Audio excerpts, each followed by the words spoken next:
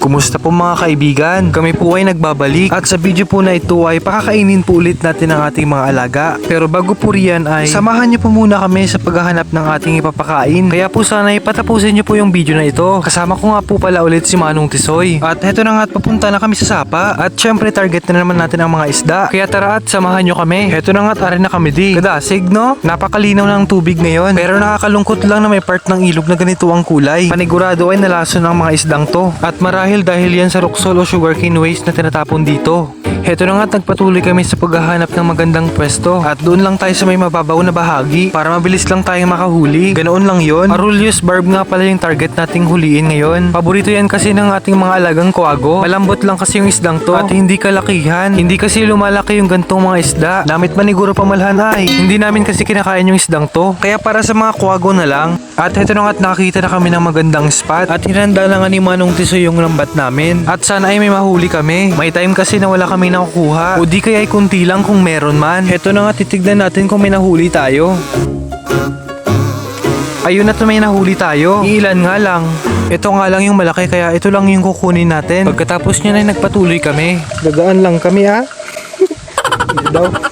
At mukhang ayaw tayong padaanin ng kalabaw ah. Bye. Kaya kinailangan naming dumaan sa taas. Mahirap na ba si bununtas ang karabaw ya? Dirita maagi sa baba umayo pa. Kay kamanuls ang karabaw hindi kami padaanin. Dito tayo sa taas eh.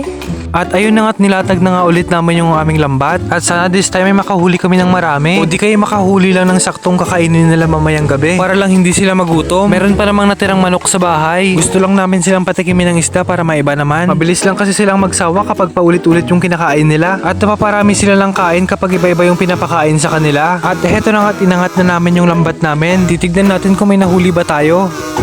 At mukhang kunti lang yung nahuli natin. Pero pwede na to sa kanila mamayang gabi. Kaya uwi muna tayo para hindi tayo magabihan.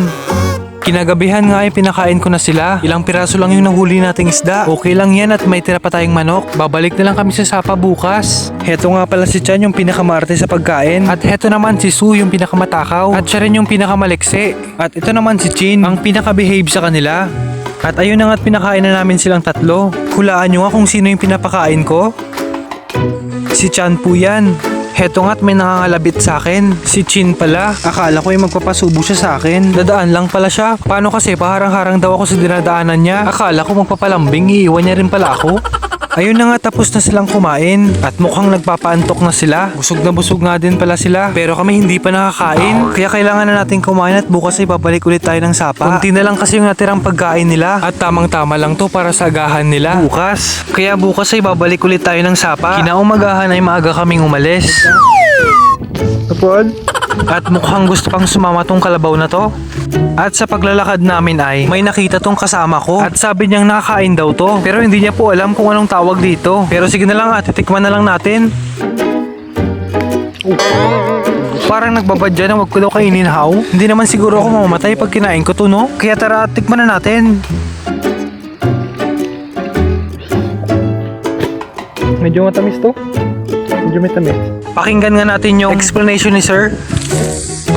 Dark Coca-Cola. Dark Coca-Cola? Yeah. And then it's pale. Pure. Yeah. It's more lighter. Ay naku, tama na yung English ah. Mali-mali na yung sinasabi natin. Manghuli na lang tayo ng isda, mas mabuti pa. At nakabalik na nga kami ng sapa. At sana ay nanonood ka pa rin. Shoutout nga pala dyan sa walang sawang tumututok sa amin. At sa mga patuloy na sumusuporta sa aming mga vlog. Naway hindi nyo po kami iwanan. At sa mga bashers namin, bahala kayo sa buhay nyo. Doon lang kami sa mga nagmamahal sa amin. Ayun na nga guys. Sa nakikita nyo, dito tayo sa may sapa ngayon kasi syempre hanap naman tayo ng ating papakain sa ating mga alagang kuwago. So andun si Manong Tisoy sa may unahan. Nantay natin siya. So nagbalik kami ngayon kasi kahapon wala kaming nahuli. Kunti lang. So panoorin niya kami, samahan niyo kami sa aming video ngayon. Tara!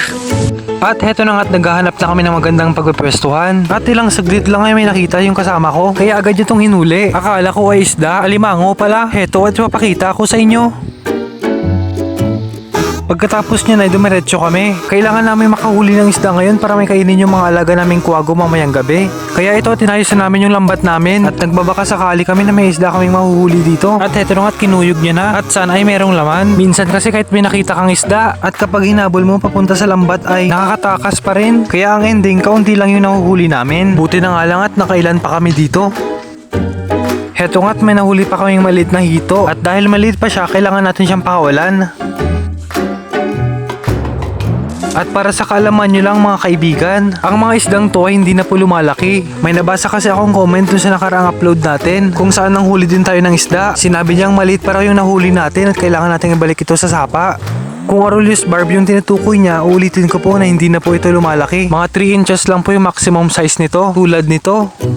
Pwede din po itong alagaan at ilagay sa aquarium. Maganda po kasi yung kulay. Gusto ko lang din pong sabihin na napakarami nito sa amin. Invasive nga po eh. Kaya kailangan nating bawasan. Hindi rin po kasi ito native sa aming lugar. Napabayaan lang at naparami. Okay lang yan at parami makain yung ating mga kwago. At heto na nga yung pinakahihintay nyo. Ang makita ulit ang mga kwago. Heto na nga at unang kumain si Chin. At sumunod naman si Chan. Pero mukhang ayaw niya. Heto at pinaubos ko na lahat ng isda kay Sue. At ito panuorin nyo kung paano niya lantakin yung 5 isda. Ayaw kasing kumain ni Chan ngayon ng isda. Kaya ipapaubos na lang natin ang tirang isda kay Sue. Baka kasi naamoy ni Chan yung daga na nahuli ng aming pusa. Meron po kasing nahuling daga yung pusa namin at inuwi niya sa bahay. Kaya ayun, inagawan namin siya. Bigyan na lang namin siya ng pagkain mamaya bilang pamalit.